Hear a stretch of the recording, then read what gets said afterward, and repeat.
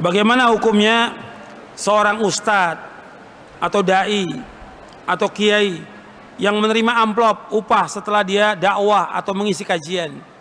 Ini juga kalau kita lihat nggak ada di zaman Nabi SAW seperti ini. Nggak ada juga di zaman ulama salaf, juga nggak ada. Yang ada kan belakangan aja. Orang habis ngajar kasih amplop. Antum lihat ayat Al-Quran, semua nabi, semua rasul dakwanya tidak minta upah. Saya bacakan supaya antum juga paham. Karena ini satu kebiasaan, seolah-olah kalau nggak dikasih amplop nggak mau ngajar lagi, nggak mau dakwah lagi. Kita lihat kisahnya para nabi ya.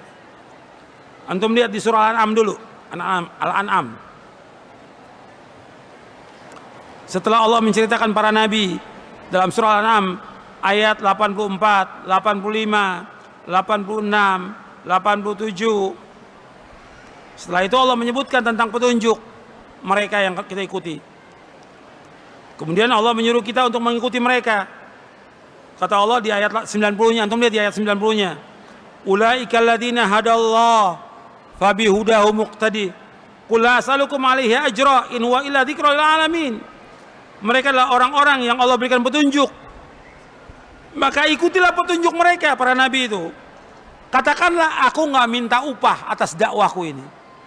Aku nggak minta upah atas dakwahku.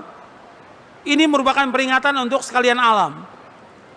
Jadi nggak boleh minta upah dalam dakwah, nggak boleh. Dan juga panitia jangan sibuk ngumpulin duit buat ustadznya. Ini kan akhirnya jadi membebani orang banyak. Orang lain jadinya terbebani. Ini kan kewajiban para ustadz, wajib untuk apa? Untuk berdakwah. Ilmu yang Allah berikan kepada dia wajib dia dakwakan karena Allah. Bukan kemudian dia ini kan minta upah. Antum lihat lagi di surah Asy-Syu'ara tentang para nabi. Allah ulang-ulang kalau ini sih dalam surah Asy-Syu'ara supaya antum paham ini. Di surah Asy-Syu'ara, setelah Allah menceritakan awal nabi yang pertama, yang Nabi Nuh alaihi salatu wassalam, itu disebutkan bahwa mereka nggak minta upah dalam dakwahnya. Dari yang pertama, antum lihat di halaman di surah Asy-Syu'ara surah 26 ayat 106, 107, 108, 109-nya. Di 109-nya ketika mengisahkan tentang Nabi Nuh, wa ma as'alukum alaihi min ajr in ajriya illa 'ala rabbil alamin. Aku nggak minta upah atas dakwahku ini. Aku nggak minta upah kepada kalian. Sesungguhnya upahku Allah yang nanggung, Rabbul Alamin. Kemudian diceritakan juga nabi-nabi yang lain. Diulang-ulang ini dalam surah Asy-Syura. Dan beberapa surah yang lainnya. Bahwa dakwah ini harus karena Allah. Jadi jangan mengharapkan upah dari dakwah ini. Ikhlas, karena kita mengharapkan ganjaran, pahala akhirat lebih baik daripada dunia. Kalau orang niatnya dia tujuan dari dakwahnya untuk dapat uang, dapat duit, dapat materi, yang dapat ganjaran. Dan ini termasuk apa? Termasuk apa? Kalau antum lihat di kitab Tauhid, ini termasuk syirik. Di dalam kitab Tauhid, nanti antum baca ya, syarah kitab Tauhid. Bahasa Indonesia, syarah kitab Tauhid. Di kitab Tauhid ada bab riya. Setelah bab riya, setelah bab itu ada bab lagi, yaitu bab minasyirki iradatul insan bi'amalihi dunya. Termasuk syirik seorang beramal tujuannya untuk dunia. Termasuk syirik.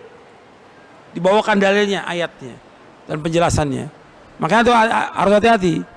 Kalau seandainya dia mengajar dia karena Allah, dia ikhlas, kemudian suatu waktu dia orang mengasih, dia orang kaya, dia mampu, ingin memberikan hadiah, enggak apa-apa, boleh. Tapi bukan itu yang dia cari.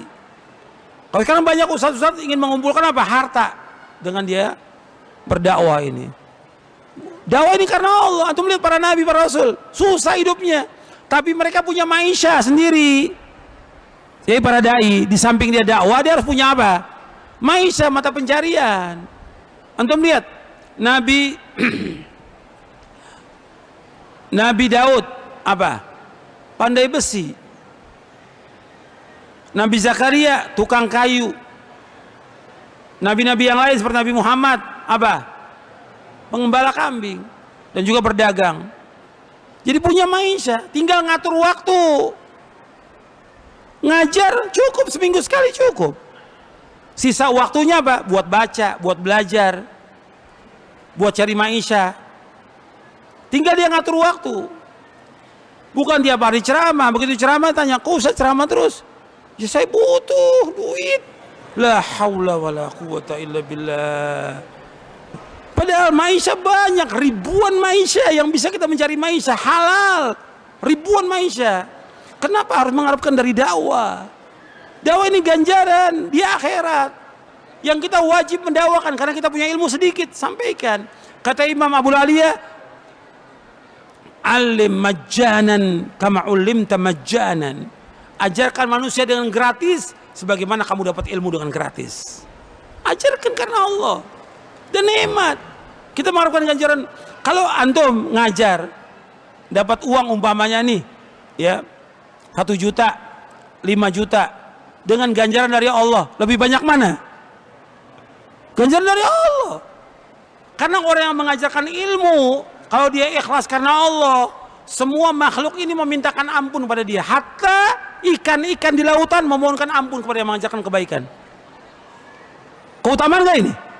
Belum ganjarannya, belum pahalanya, belum yang lain. Dan didoakan kebaikan oleh semua makhluk.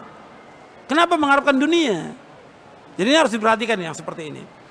Kecuali kalau memang ada dia ngajar di pondok yang dia nggak punya maisha kecuali itu, yang memang yayasan atau juga ada orang kaya atau pemerintah memberikan gaji untuk dia, nggak apa-apa, boleh, secara hukum syari boleh.